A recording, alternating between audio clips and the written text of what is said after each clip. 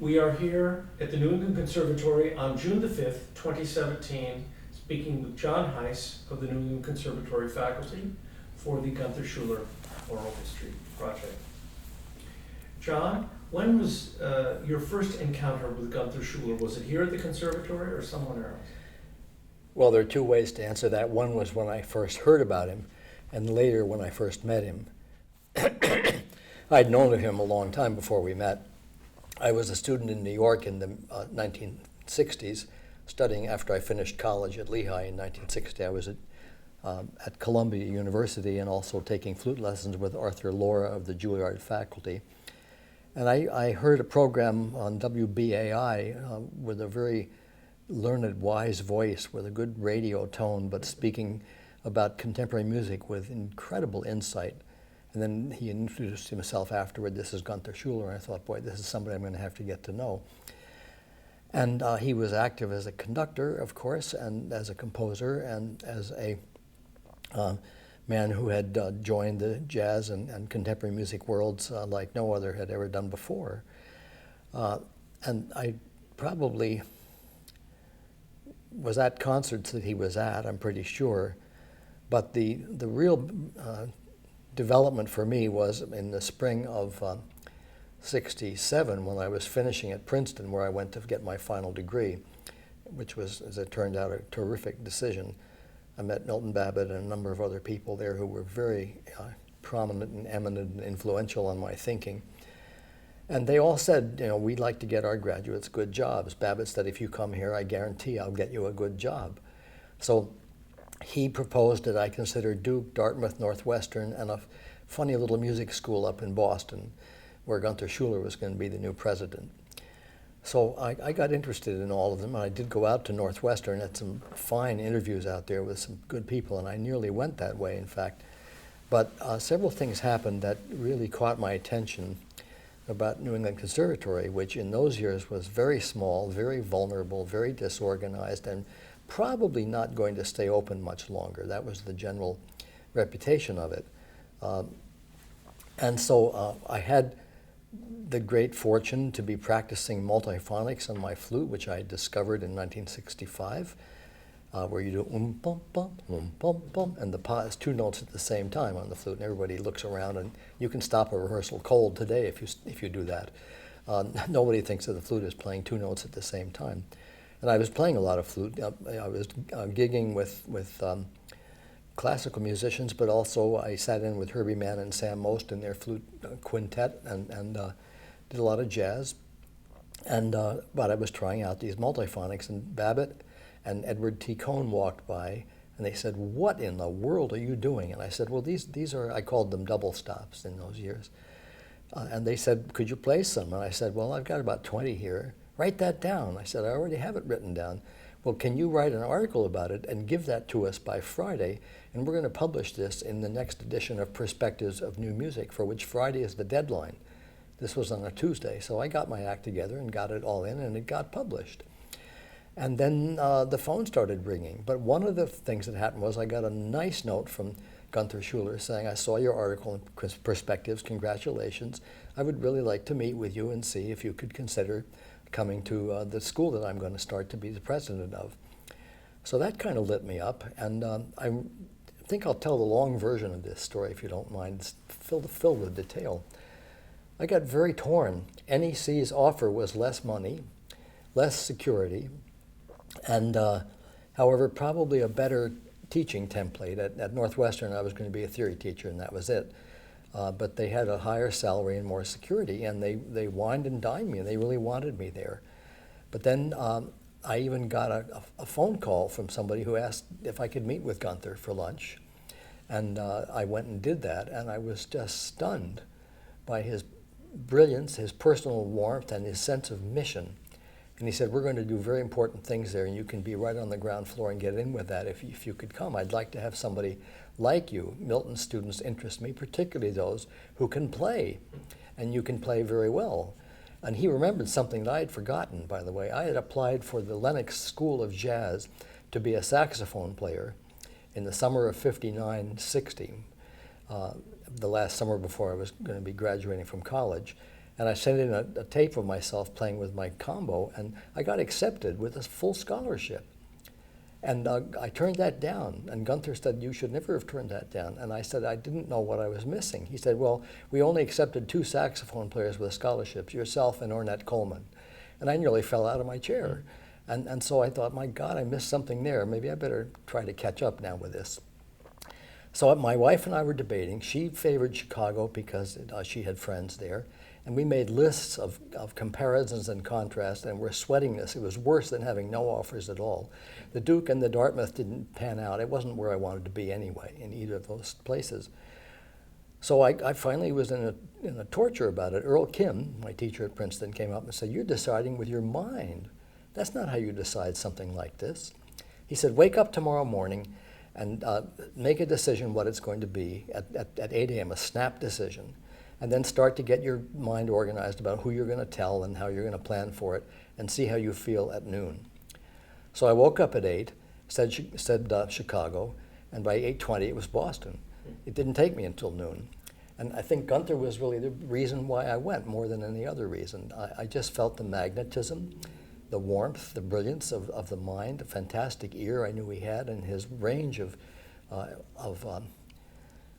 what would I call it? His acceptance of so many different kinds of styles, and his people skills. Even though he, as he said, I became a college president without ever even going to a college. But he was the right material, and he made that decision, and I got there at the same time that he did, and it was one of the most important moments of my life. And right away, I liked him. And right away, he gave me some good assignments. Not only in theory, he said, we want you teaching an orchestration course. I want you to do some coaching. And I want you to do some playing. And let's set up something. He said, my ideal is the ideal of a complete musician. And you're going to represent that ideal along with a number of other people I'm going to hire. I'm going to change the school overnight. Within 1 year, we're going to have a completely new contemporary faculty that's tuned into what's important now. So without going into further detail, but there is more to go into, but I came here because Gunther made me think I should. And Babbitt then got funny about it. He said, you know, you picked the one I thought was the least likely for you. And he said, I'm not sure why you did it. I said, why? Is there anything wrong with my making this decision? He said, with your mind, your analytic skills, your teaching ability, for you to go to a conservatory would be like an English major going to a typing school. And so I always remembered that. And I thought the first thing I did when I got up here, about the second or third year, I prepared Babbitt's composition for 4 instruments with 4 of our brilliant students. We worked a year on it. We made a recording of it with Gunther financed, along with a lot of other recordings that he did those first few years. And Milton, all the rest of his life, said it was his best performance of any piece he'd ever had. And so he retired and went to Juilliard, and I said, why are you doing that with a mind like yours? So Gunther and Milton were very close, and there was a lot of respect in both directions, and that also led to a number of people from Princeton coming up here at that time. Malcolm Payton had already come. Robert Seeley had studied there. Victor Rosenbaum came in my year. We came together. And very soon afterwards was Alan Fletcher and Ann Hallmark and a whole number of people. It was a kind of a pipeline, New England, Boston. So anyway, Gunther was the attraction. I remember one of my colleagues in New York, whose name I shouldn't mention probably, who was very antagonistic toward everybody, said, you're going to go and be with a Kapellmeister. And I thought that was unworthy. One of the things Gunther asked me about very early on, if I can change the subject, this is, and you see my tie, I love sailing. He knew I loved sailing. And his secretary, Ann Davis, and her husband had a boat. And I began to charter their boat. And Gunther said, you've got to teach me to sail. So we went out on the Charles. This is probably just his second or third year. And we got off into the corner of where the Mass Avenue Bridge goes into Boston. The wind was southwest, and we were tacking back and forth in that corner. And Gunther said, I'm going to learn to tack. And tacking, of course, means you're going with the wind close on your starboard side, then you turn 90 degrees, and it's close on your port side. And that zigzag is how you go to windward in a sailboat. Gunther was just fascinated by that. He wanted to know the mechanics of it and to understand what he should do steering, how to trim the jib, what to do when you get close. And he tacked back and forth in that corner, and then we'd run downwind and come up again. He must have tacked 20 times. He wanted to get it right. I never saw anyone that I've ever showed sailing before take that kind of intense approach to it. And so I told that story later to Larry Lesser when he was president, and I even asked Stan Ballinger, I remember, if he would go sailing. He refused. And I always like to tell this story. Stan was only here 3 years because he refused to go sailing. That was probably the reason. Then Larry said, take me to Schuller's Corner on the Charles. And so when Larry got up there, he wanted to learn to tack. Then the next presidential candidate here was Robert Freeman, who stayed 2 years. He said, I don't sail, don't bother me about that. But then Dan Steiner said, I want to go to Schuller's Corner. And then later on, I don't know how this came all the way down to Tony Woodcock. He said, I'm afraid to sail, I'm not good at it, but I realize if I'm going to be a successful president of this school, I better go to Schuller's Corner with you. So this ran like 30 years, this legend, and it all came from Gunther's concentration on sailing. So I think I'll stop here and let you throw me another question. You mentioned that Gunther brought in a whole new set of faculty, and this is pretty well documented. Tell us what it felt like from both camps. There was an older faculty that was there, and in fact, there are 2 or 3 of them actually still here at the conservatory now. That's right. But many of them are gone.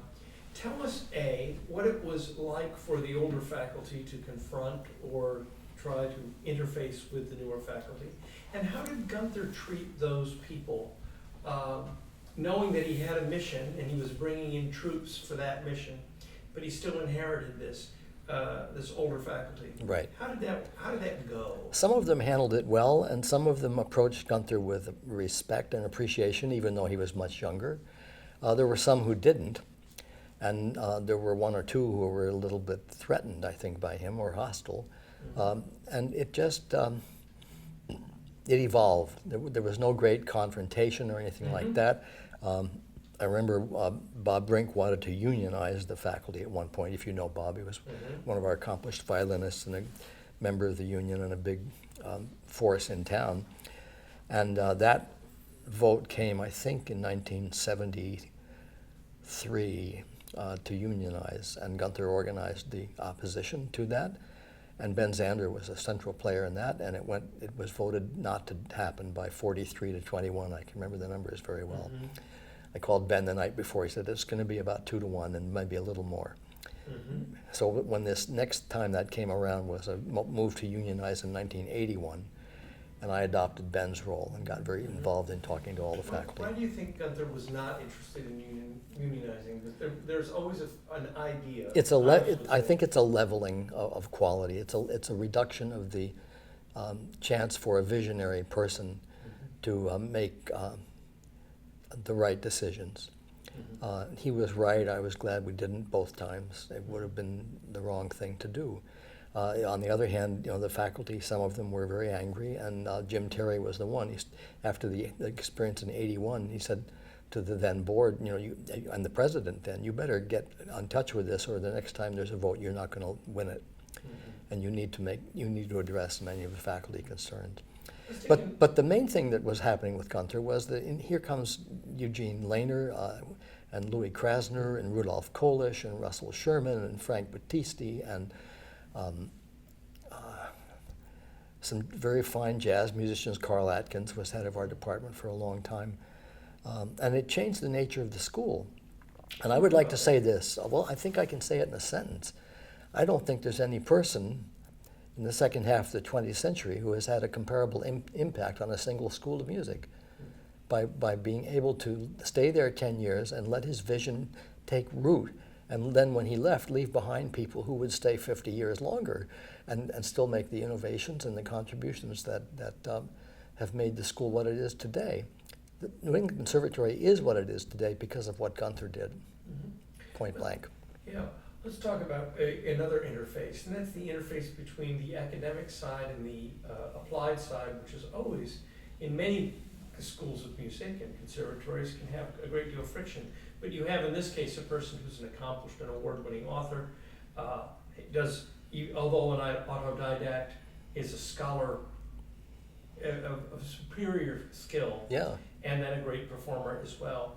How did he interact with the academic side? Because we think of him as the conductor composer. I think that's an interesting question. There were many on the academic side that he interacted well with, but he tried, as he did with me, he wanted to not have such a division. Right. And he asked for people if they wanted to teach chamber music or to teach their instrument, to get involved in doing that. And sometimes he would get other people who were not involved in the academic side to teach courses. He himself taught a course called Score and Sound. And what was that? What was the... Well, you know who was a student? thesis? A student in that course was a fellow named Ken Radnofsky. Right. It was the idea that the score tells you an awful lot if all you have to do is look, and then pay attention to dynamics. Most of all, he was very big on that all the way to the last day I saw him, and to understand that everything is related and everything is connected, and he didn't believe in separation of disciplines but overlap, and in nourishment between the disciplines rather than adversariality. You know, we all, those of us who know the university situation, remember, of course, very vividly, the bitter rivalry between the composers and the musicologists, both at Columbia and even worse was the University of Chicago. They weren't on speaking terms. And I asked Gunther what he thought about that. He said, well, we're not going to have that here. Don't even worry about that. Mm-hmm. So I hope that's a good enough answer. No, they're all good answers. Tell me about another interface, Gunther and the student. How do you think the majority of the students, or maybe that's too, I'm putting a block on it already, how did students respond? What were the range of responses to Gunther, both as the president, as the classroom teacher, certainly as the conductor? The first thing that leaps out, of course, is that there are students who thought he was fantastic and worked hard for him, and on whom he had a lifelong and permanent impact. The thousands of them, and these were young people who just were very glad to be here when he came here. You know, we were called New England Conservatory, which later under Larry Lesser we called Never Enough Cellos, and then now exclusively cellos. And recently down at Juilliard they're calling us Not Even Close, which is a pretty good sign actually. And with Gunther, what happened was that the brass playing got much better immediately. And also the wind playing. The string playing lagged a bit. And in those years, everybody wanted to be in wind ensemble and get out of orchestra. And they always wanted to be in the chorus, of course, because that was our flagship ensemble under Lorna Cook de Varon. The BSO's chorus was our chorus for years and years. So it took time for that to evolve. Gunther took over the orchestra for himself for a while, but he didn't want to get saddled down with that responsibility. But he did conduct, I might mention, performances which I can remember to this minute as being revelatory, moving, gripping, impressive, and innovative. And these students were in the ensembles and profoundly impacted. He did Monteverdi's Orfeo here, Debussy's Pelléas, Ives' Fourth Symphony, in a revelatory revealing of Beethoven's Sixth Symphony. Donald Martino's Paradiso choruses, the Ives' Fourth, if I didn't say that already, Schoenberg's Chorlieder, and then Berg's Wozzeck. And I think he did Chorlieder and Wozzeck in the same year. He was proud it was his last year and he wanted to get them both in. So he was an imaginative teacher and was able to wire up our students with a sense that they were doing something unique and very important. And people like Carl Atkins and Bruce Kopic and Bruce Creditor, some of whom we saw back at the memorial service in November, and a countless number of others, became, as I became, I guess, disciples, really, as people who felt that Gunther was somebody to take a cue from and to emulate. I think Ken Radnofsky, in his acknowledgement at the time of the memorial service, said, let's all try to be like Gunther Schuller. I just thought that there was greatness, musical greatness, intellectual greatness, and human greatness in such a person, and I was glad that he stayed 10 years. And I remember backstage when he finished his final concert and he was going to leave, I went to shake his hand, and he was jumping up and down in the back of Jordan Hall, and I shook his hand, and he said, good, good, good. I said, you're feeling good? He said, it's over, I'm done, I don't have to sweat this anymore. I loved it, but I'm so relieved. And he was like a little kid that's just been led into a candy store or something. he did his 10 years, and there were a couple of crises along the way where it might not have ended up working out for that length of time, but it did. And then we looked a while, found another president eventually, Ballinger briefly, then Lesser for a long time, and he was not like Gunther, but a good caretaker and very loving attendant to the school and its needs. And Larry did Jordan Hall and got it rebuilt. We had a little period with Bob Freeman that didn't work. Bob's a wonderful man, though. He just didn't get us. He began every sentence with, well, at Eastman we do it this way, and we would say, you're not at Eastman. But then Daniel Steiner was a great president after that. And after Daniel, then Tony Woodcock. And I'd like to record this. For me, Schuller, Lesser, Steiner, and Woodcock are the Fab Four, in the life of our school, the four that meant the most and made the biggest difference. And I hope we come up with a fifth one now. Let's talk about some things that might have been crisis. First of all, talk about what it was like to be on the faculty when the famous pink slips were almost given. When the place almost went into well, the we even Gunther did what was the Public Relations Office has called a historical disaster. They announced that we were going to close, and that's no way to raise money. And so, but there were pictures of the students lying prostrate on the steps right. of Huntington Avenue with their instrument lying out of the case, and please give us money. That was the idea, so we don't have to close. But Mrs. Rockefeller, Abigail Aldrich Rockefeller, passed away, and there was $1 million bequest in her will, and that kept us open for another year. And then Gunther, fortunately, I think it was Don Harris more than Gunther, found Andy Fallander, who was the business genius that restored our balances, and they got some much better support from the trustees, and we kept going, and we're still going today and doing very well. Scary. Yeah, you know what I did? I took 2 part-time jobs, one at Northeastern and the other at MIT. I was teaching, one class at Northeastern and two theory classes at MIT at the same time being a full-time teacher here. I thought, God, if this folds, I'm going to have to figure out what to do. And I was thinking that it would fold. Did any of the faculty, or did anyone think he's tried to do too much too soon? Yes. And there's a sense that it's his fault? And how was that manifest, or was that just sort of hallway conversation? I don't think anyone thought it was, quote, his fault. I think it was Carl Atkins who said Gunther made the conservatory worth saving.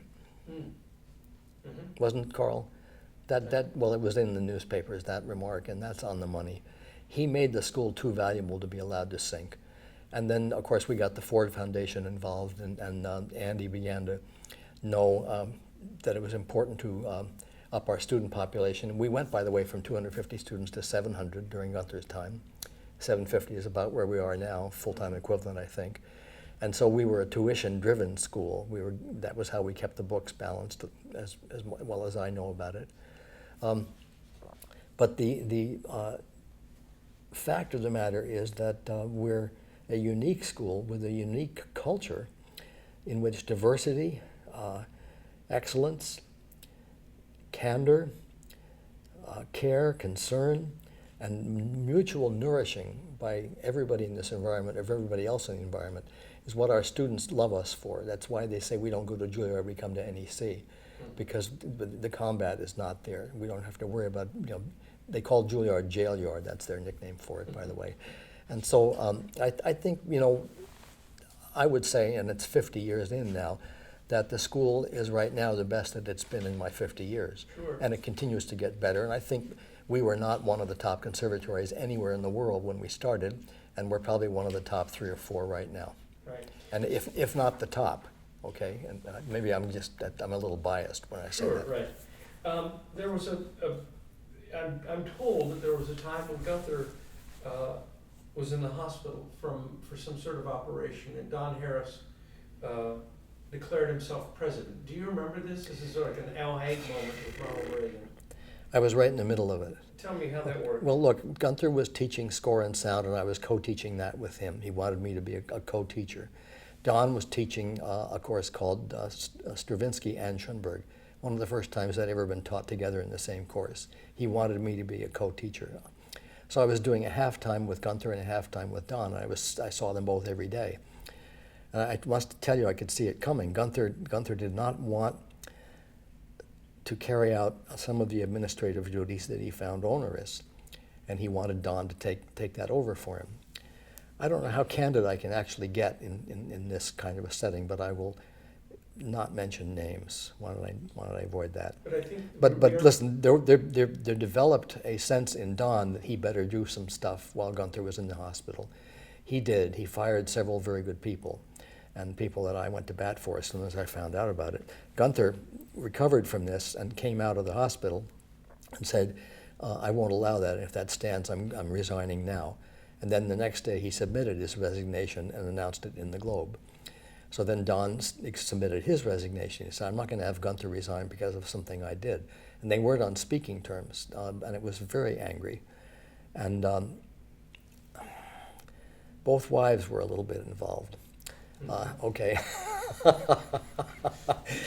Okay, well, Yeah, listen. The thing about these interviews, and I think you probably realize this becomes a historical document. Of course. And there will be scholars who are going to be interested in what really happened from the perspective of people who were here. Right. And to hear the narrative, it's important for it to be as unvarnished as it can be, Well, so that it will be a useful tool. Let me go into a little more detail. I mean, Because they're all gone now anyway, so that's the first thing I can say. But what I was witness to was so private and so personal for them that I feel guilty coming forth with too much. But they both leaned on me. They both asked me, just as Xander and Tony did many years later, what does the other guy really think of me? What is he saying? How can I communicate with him? Could you be a go-between? And this was the first time I'd done that, and the other time there with Ben and Tony was the second time. It's a nervous place to be, but you find you can do it because you believe in both people. And what I did with Gunther and Don was I said, you're both too valuable. Neither of you should resign. Right. But let me tell you what I did. I went to the board of trustees. I got to know Jim at that time too. He said, "What do we do? They've both quit." And I said, "I think I know what you should do. Is you should write them both a nice letter, saying that both resignations are refused, and we expect you to see you back in the office in January when school starts." But tell me, what was Gunther like during that? What part of his personality was revealed? How was it manifested? Was it anger? Was it a sense of betrayal? All of the above. If you're there, all you're of the the person above. who can relate this. Look, story. I'm going to tell you this now. I guess I can tell you. I said, Gunther, I don't think your adversary in this is Don. I think it's his wife. And Gunther went, "Oh, John, I see." And then after that, I don't know exactly how it happened, but the rest of that story is personal. I had pneumonia, and I got so sick I nearly died, and went in the hospital for 3 weeks and couldn't come back to teach until May. And I tell you, the guilt that they both felt, I didn't want them to feel guilty, but they both felt they'd done that to me. I got that about 2 weeks after this crisis got resolved. And my father had just died a week before. And I just thought, I can lose my father, but I can't lose my two mentors at the conservatory. This is not going to go down. And so I kept telling each one something nice about the other.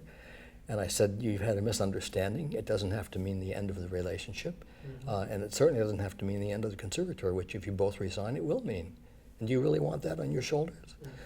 Mm-hmm. Here I am, 35, saying this to people, 13, 15 years older than me. They both listened. And then they both wrote me a nice note saying, you were immense and thank you. We're on speaking terms again, and you don't have anything more to worry about. Stop worrying. Let's talk for a minute about the personality that Gunther brought to interactions, both good and maybe not so good. There's some wonderful bad about Gunther. Okay. Well, I mean, this is important because the books will never be able to describe it. Only you who are there can say, but this he handled really badly, and here's why he handled that. Or this was handled beautifully in spite of what he did, or he handled this beautifully because it was right down his Well, the first thing, wheelhouse. what I'll say is that he and Don, once they got over being angry at each other and saw the reality of the situation, both came back in a big way. Mm-hmm. And I'm immensely grateful that they did. It made me feel like my life had meaning again. And I was terrified by that initially, but it resolved. And I think Don's wife was pushing him, and I think once Gunther understood that, he was a little bit better about it. I do want to say a couple of words about Margie, whom I loved, and who was the power behind the throne, absolutely, and who believed with unbelievable fidelity in the quality of her husband. And one of the things we all in the faculty learned, if you crossed Gunther, you were going to hear about it from Margie. And it wouldn't be nice either, by the way, but it would be, we would deserve it. And so Margie came to trust me, and I began to love her, and then Arlene was involved a little bit, and we got to know each other in a different way because of this crisis. And enough there. But one thing that happened one time was that when Gunther, we were going to do a festival, a concert of his music in 2005 to represent his 80th birthday, and he told me, "You're going to like this, George. This is right up the line." Gunther said, "Well, look, we need to bring in this string quartet from North Carolina that's doing my third quartet, and they'll come." And I said, do they have any fee? And he said, no, we don't have to think about that. I should have paid more attention to that. It later came on that once he saw what was happening, that he wanted to have a fee for them, and that the budget had already been set, and there was no fee. And he said, well, then I'm not going to participate. And I said, Gunther, you know the position you're putting me in? He said, listen, I don't care. I don't come without a fee for my quartet. I can't ask them. I'm not going to pay them. I said, you want me to pay them? He said, no. The school's going to pay them. And so he took a hard line. Daniel Steiner called me into his office and read me the riot act. How did you let this happen? I said, I guess by being naive, Daniel. I did not know, I didn't see it coming.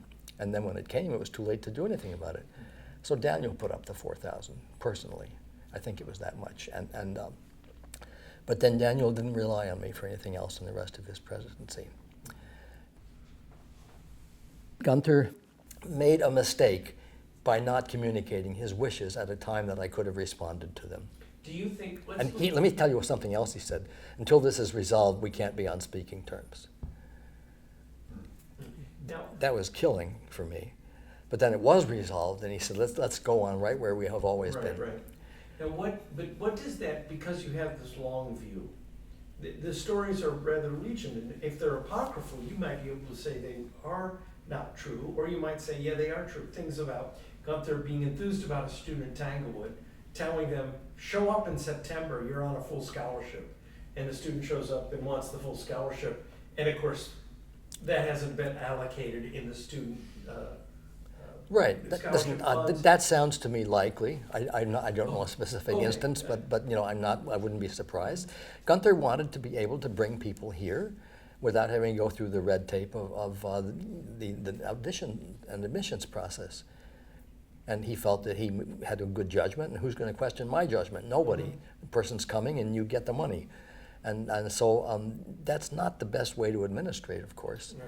Right. But it is a good way to alienate a couple people and thrill a couple of other people at the same time. When Andy Fallender came on board, did Gunther receive the yoke well? Did he understand, okay, this discipline is being employed for the betterment of my vision? Oh, Gunther, or did he see it as, did he chafe under the yoke because he saw it as interference in his vision? told me that Andy was going to be here a lot longer than he would be, and that he was a tremendous acquisition for us, and that I should get to know him as soon as possible because he was going to be important. Gunther, by the way, always advised you what to do in your own career. And he gave me a little tip there, which was very important. Right. You better not go much longer without knowing Andy. Right. Okay. So I've also been told that in May 1970, during the Kent State uproar, that Gunther made a speech that the life of this institution was disrupted, as it was in almost all of higher education. And do you remember that speech? It was wonderful. It said, we can't ignore the outside world. We're going to stop classes. We'll give you the grades you had when this happened. It was May 4th, I think, of 1970. So it was almost the end of the semester. Yeah, and he said, what we're going to do is have teach-ins for the rest of the semester. Discussion groups, and we'll have, I'm going to invite some scholars and people who are eminent in civil rights to come over here and talk to us about this. And he supported the students, and the students going out and being in the streets with their placards and everything. Gunther said, that's exactly what you have to do, and you'll have to get back to your music as soon as you can, but right now this takes precedence. His advocacy for the unrecognized or the disabled or the disadvantaged was heartfelt and powerful and constant. That's a very big part of why we loved him. Can I just Yeah. follow up on the previous crisis with Donald Harris? Right. How did it get to that point? Gunther was in the hospital. He had told Don, I need you to take some responsibility. Don took some, and it wasn't the responsibility that Gunther thought he was going to take. How long was Gunther in the hospital? I don't remember too much about it. I feel like it was a week or so. About a week. Yeah, so it was like, was it instant? Don just thought, I could take over? Just before Christmas. And Don believed it. And I talked to Don. He said, Gunther told me I should take some steps. He didn't tell me what steps. So this But could have been brewing for a while, or do you think it was just like, well, Gunther's away from the school, let's take over? I mean, no, I don't think it's quite that Yeah. naive. I think it was miscommunication between them. And you know, they'd been good friends all their lives, and Gunther said, take some authority, and Don took some authority, and Gunther said, I didn't mean you to do it that way. And where was Harvey Phillips in all this? Harvey had been, let's see, this was 1974. Gunther had already been here 7 years at that point, or 8 years. Harvey was withdrawing, or had withdrawn by that time. Yeah. Harvey called me, I remember, from New York, and he said, what's going on with those guys? And I said, can you get into this? They know and value you. He said, yes, I will. I'll make some calls. But the both anecdotes, that being about the Don Harris issue, and the anecdote about the string quartet, spaced 3 or 4 decades apart, Right. point to a particular kind of volcanic impetuousness Yes. that Gunther was capable of. Right. One could also say it's the same thing that makes Miles Davis great, the volcanic impetuousness. This is what note I'm going to play at this moment, and I'm going to play it. Right. And Gunther, I think everyone who's had an experience with him, had that moment when you realized, when he would say, no, we're going to do this. And regardless of the number of problems that would cause everyone around, that was what was going to happen. Of course. Did that happen often? Would the students perceive that that was happening, the sense that the guy at the top had just decided X? Well, for instance, Gunther told me that one day in orchestra he was upset with the orchestra's ability to play in compound time. He found it to be unacceptable. So he said that at noon, he told the entire conservatory they were to show up in Jordan Hall and he's going to give a lesson on compound time. He said, a blackboard wheeled out there, and I did it.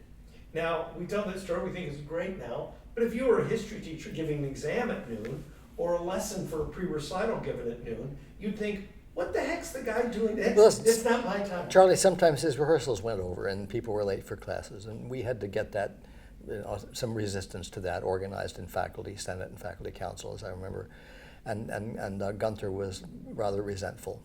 Mm-hmm. But obviously that can't happen. Listen, he wasn't the greatest administrator, okay? He was a visionary, though. Right. And the good and the accomplishments so far outweigh the accidents that I can hardly remember the accidents. But I remember 1,000 things that were fantastic for one thing that wasn't. Okay, and it's like that kind of a ratio. Of course, I'm partial. Right. Now, there's some other faculty members who would think that I was trying to curry favor or something, you know, and I don't want to name names because there are people still teaching here.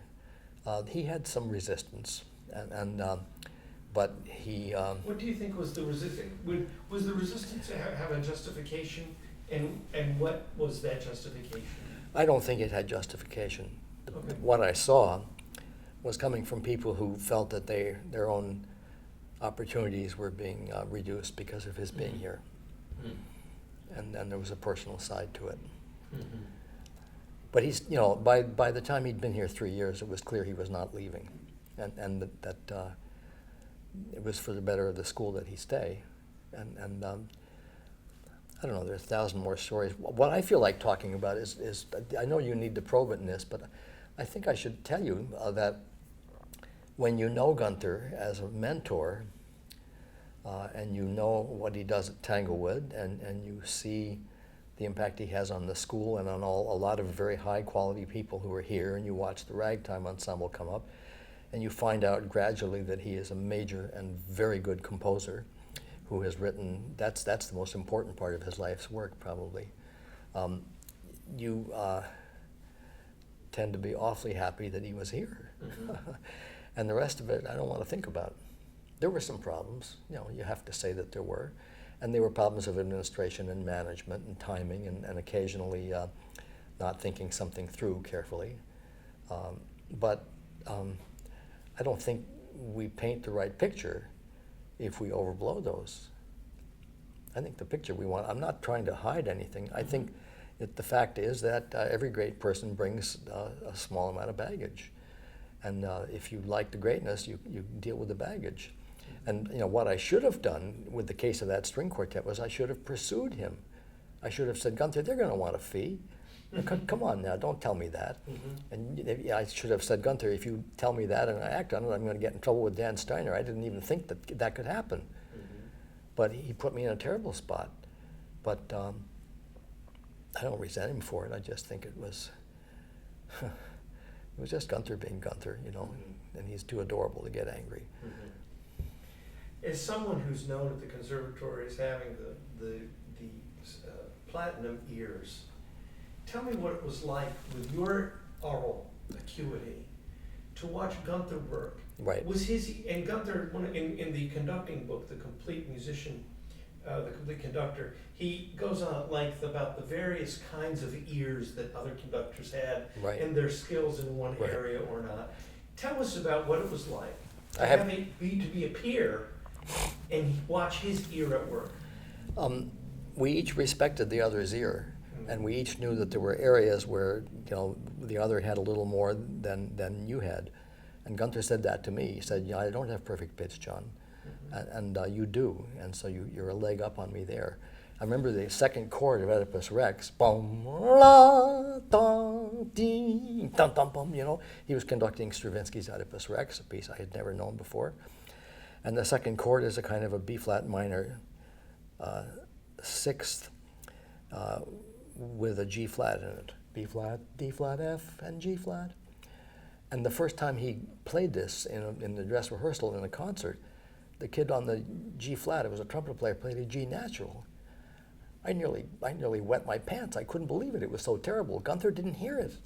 I went running up and he said, no, he played it right. And then he said, I'll listen to it tonight. So the phone rings at 1 a.m. He said, Gunther, and this is Gunther, it was a G-flat.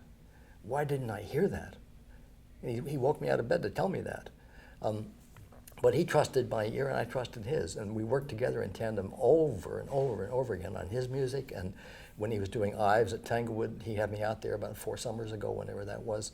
And the students looked at him and they said, who's this guy? And Gunther said, oh, he's okay. We want to listen to what he says. Well, what was it like? What were Gunther's aural strengths? What were the things that balance, you? Texture, subtle timings. This note not so edgy in the chord. This note I learned from him. He said voice a triad this way. The root is solid. The fifth is the ambiguous one, and the third gives the color. But if you're on the third and you got the bass note, don't power it in. I learned that from him. I've told you that, of course, too. The third should float because it's not anchoring the chord. He always found ways to explain what he wanted to hear in ways that made students get really lit up with excitement. He taught Ives better than anyone I've ever seen work. Why? Character. The character, the ethnic, and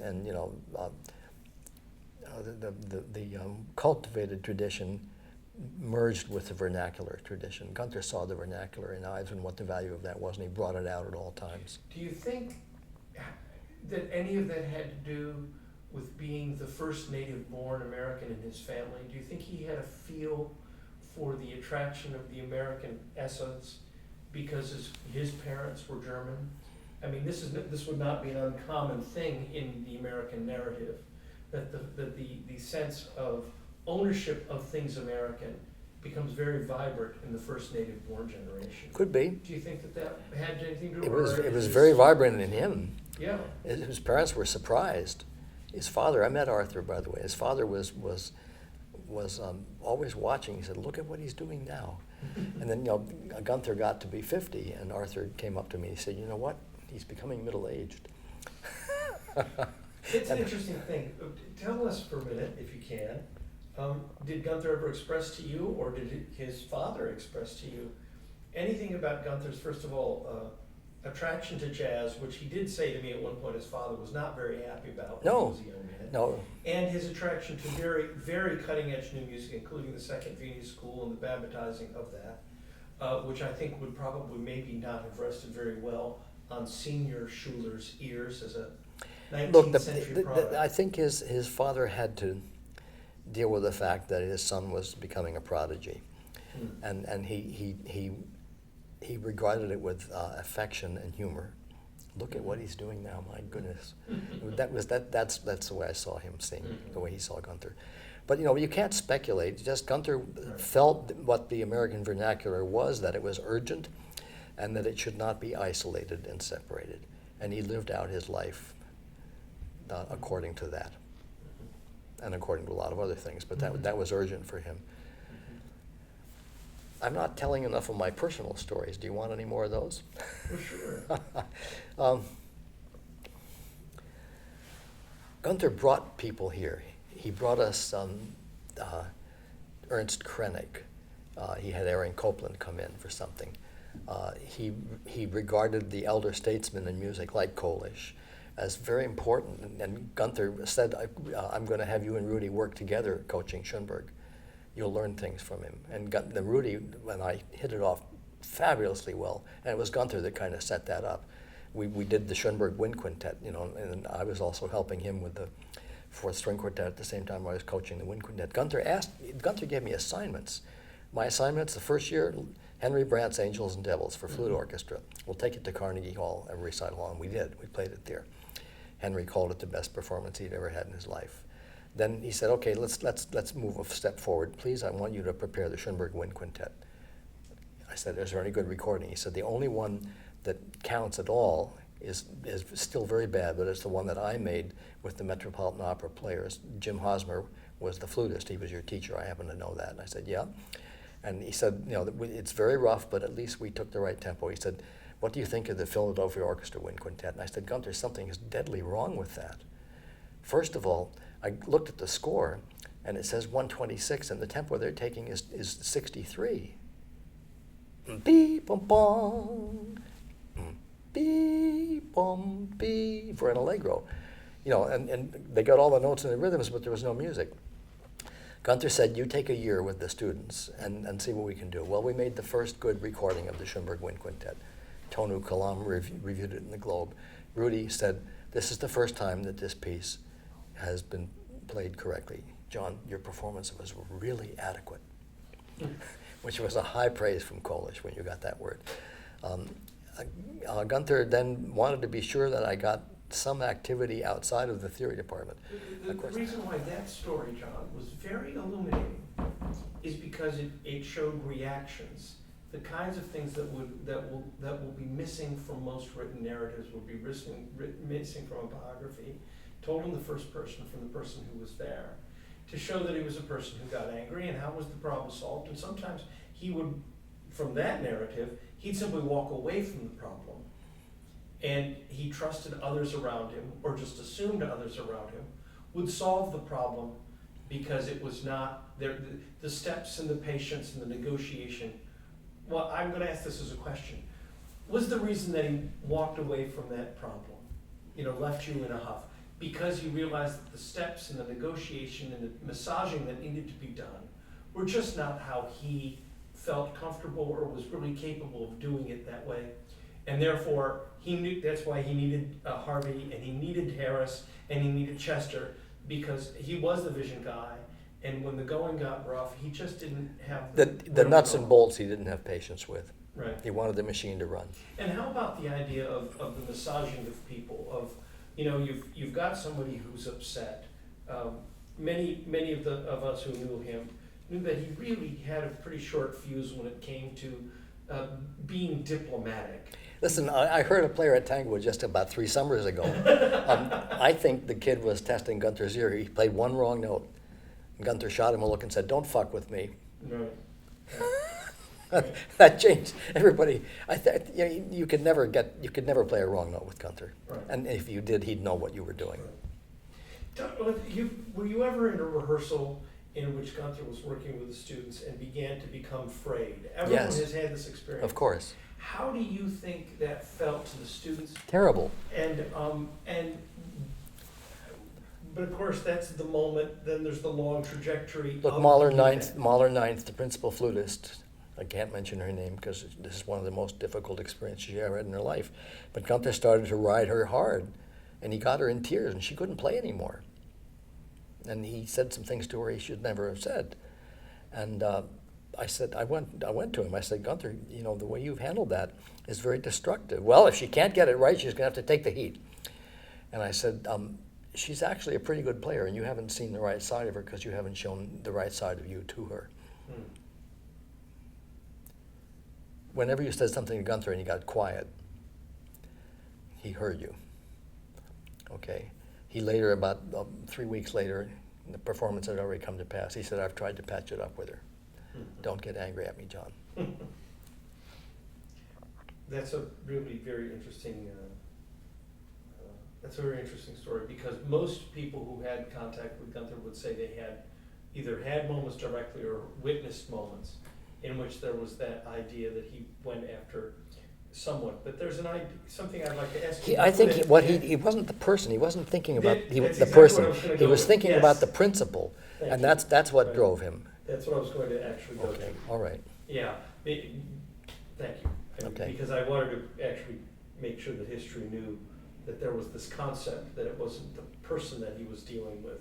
He saw them as a musician who needed to produce something for the greater whole and was not able to do that. And he had.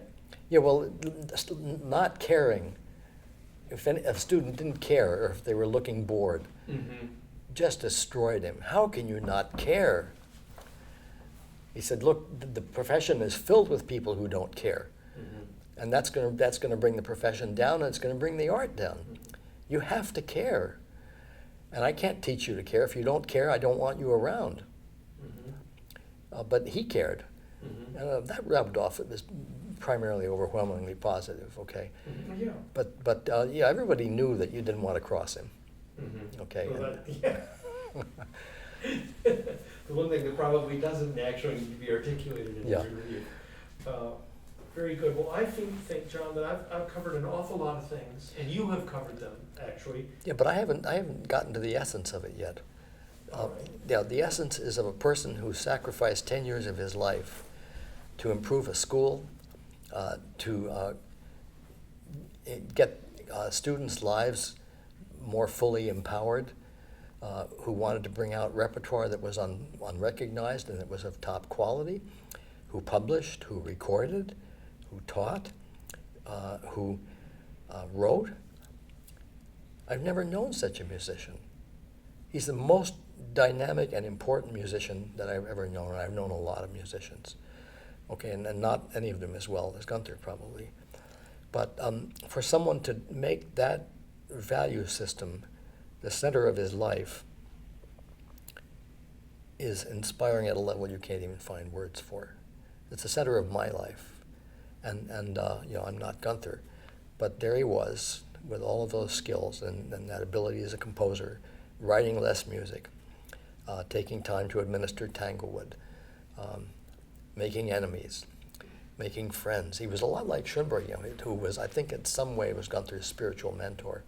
Self-taught, didn't have a teacher.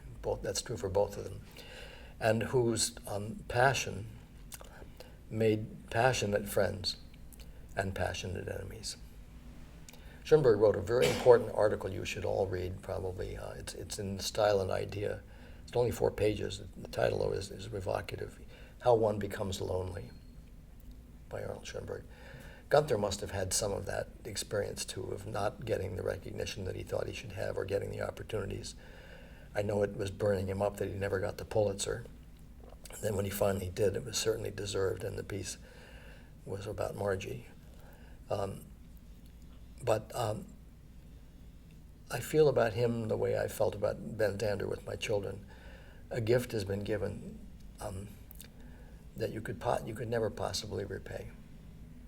And you want to spend the rest of your life telling people that.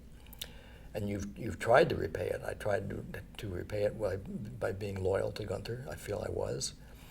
And I wish he had 10 more years, though.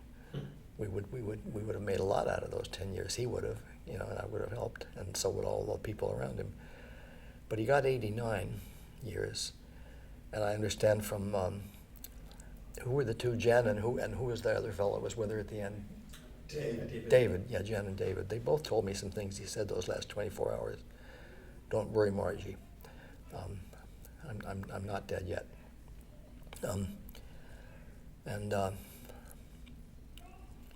He handled the end of his life wonderfully, too. Here he had been a great statesman at this school, and he made the connection with the school last the rest of his life instead of having it severed. He made friends with you and with Ken and with me and with everybody that we know that was part and ran and Veronica. I mean, the list is as long as all your fingers and toes. And what he was to this school, I think the school understands now better than they did, any time earlier. And that was then and this is now. We've got to find another visionary president and someone with imagination. And if he has Schuller's, warts and accomplishes what Schuller made, then those are adorable warts because it's better to have somebody who holds a standard for you and for everybody around them. So, the people in my life that really mattered to me, my father, I idolized him a lot. He was the most brilliant man I ever knew. Came to love my mother profoundly when I got older. Stravinsky, Ted Williams, President Kennedy, Milton and Gunther. Those are probably the largest people, all of whom are gone, and all of whom I had encounters with I'll never forget. Stravinsky, I told you how he introduced himself to me. Right. I had corrected notes in the rehearsal, and he came up to me and pointed at me with his cane and said, "Are you that pitch doctor?" And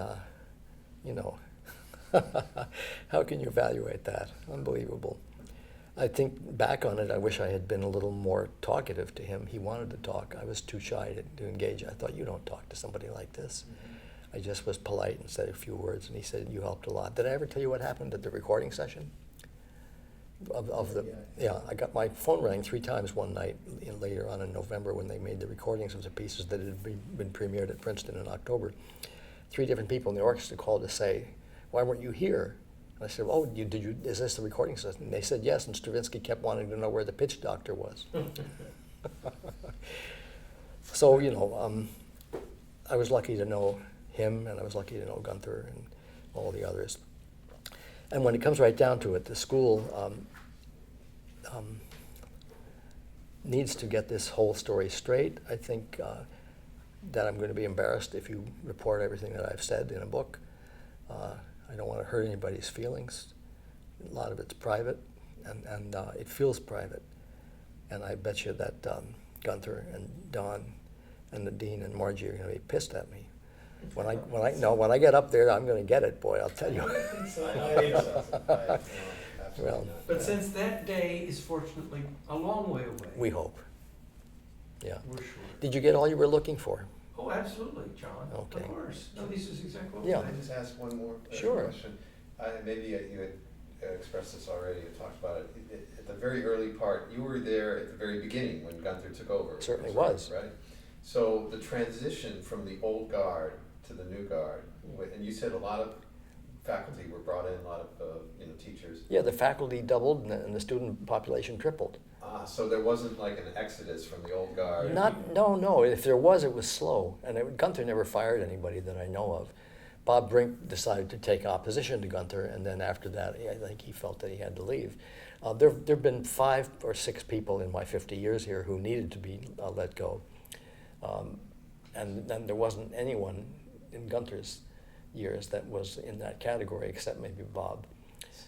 But what happened was, of course, Prausnitz came in, and then he didn't do such a good job. Gunther wanted him to do a better job. I think Gunther did ask him to leave. Lorna stayed on, and a lot of the faculty, the grand old faculty, Gunther valued. Mildred Miller and Gladys Miller, rather, the great Met vocal teacher, and Gunther made friends with the senior faculty. He wasn't just about turning the school over. In fact, I would say that if anyone has the impression that Gunther fired a lot of people and got rid of people, that's entirely false. He found things for people to do who were going to stay, but he had new people come in and he gave them opportunities that he hadn't maybe given some of the old people. Francis Judd Cook was a very wonderful man, by the way, who didn't suffer at all. He admired Gunther and they hit it off pretty well. But there were some people who were still here now that found Gunther threatening or difficult. I think not so much because of the personal relationship, but because of they felt that their hopes were dashed. And it's only one or two, and I'm not going to name them.